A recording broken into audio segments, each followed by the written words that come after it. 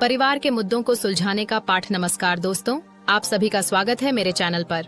आज हम एक ऐसी कहानी सुनाने जा रहे हैं जो हमें सिखाएगी कि परिवार में होने वाले झगड़ों और समस्याओं को कैसे सुलझाया जाए। तो चलिए बिना समय गवाए शुरू करते हैं। किसी छोटे से कस्बे में एक परिवार रहता था जिसमें पिता रमेश, माँ सविता, बड़ा बेटा अर्जुन और छोटी बेटी मीनू थे। परिवार खुशहाल था, लेकिन जैसे जैसे अर्जुन बड़ा हुआ घर में छोटी छोटी बातों पर झगड़े होने लगे। कभी पैसे को लेकर तकरार, तो कभी अर्जुन और रमेश के बीच पीढ़ियों के अंतर की वजह से बहस। सविता के लिए यह सब देखना बहुत कठिन था। वह चाहती थीं कि परिवार में फिर से वही खुशियां लौट आएं। उन्होंने सोचा कि इस समस्या का समाधान महात्मा जी से पूछें, जो उनके कस्बे में जाने जाते थे। अगले दिन सविता महात्मा जी के पास गईं और उन्हें अपनी समस्या बताई। महात्मा जी मुस्कुराए और कहा, सविता, जब परिवार में झगड़े होते हैं तो यह एक अवसर होता है कि हम सब अपनी सोच को समझें और एक दूसरे के करीब आएं। मैं तुम्हें एक उपाय बताता हूं, इसे अपने घर में आजमाओ।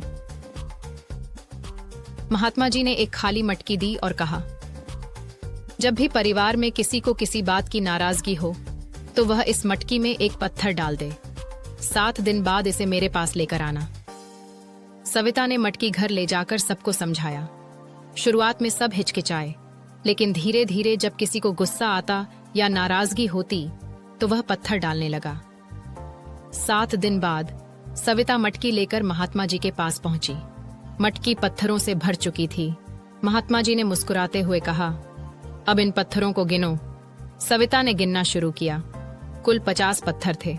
महात्मा जी ने पूछा, क्या इनमें से कोई पत्थर तुम्हें याद है कि किसने किस बात पर डाला था? सविता ने सोचा और बोली, नहीं, मुझे याद नहीं। शायद दूसरों को भी याद न हो। महात्मा जी ने कहा, यही तो सीख है। अक्सर झगड़े और नाराजगी छोटी छोटी बातों से होती हैं, जिन्हें कुछ समय बाद कोई याद नहीं रखता, लेकिन जब हम उन्हें बढ़ाते हैं तो वे भारी बन जाती हैं। जैसे ये मटकी, अगर हर सदस्य अपनी बात खुलकर प्यार से बताए और दूसरों की बात को समझने की कोशिश करे तो मटकी कभी भरी ही नहीं जाएगी। सविता ने यह बात घर पर सबको समझाई।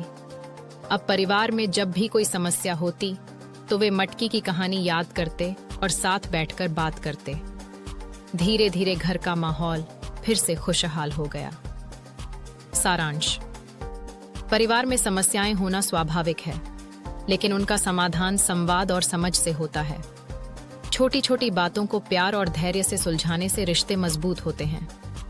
अगर आपको यह कहानी पसंद आई हो तो इसे लाइक करें, अपने विचार कमेंट में जरूर बताएं और चैनल को सब्सक्राइब करना न भूलें। आपके प्यार और समर्थन के लिए धन्यवाद।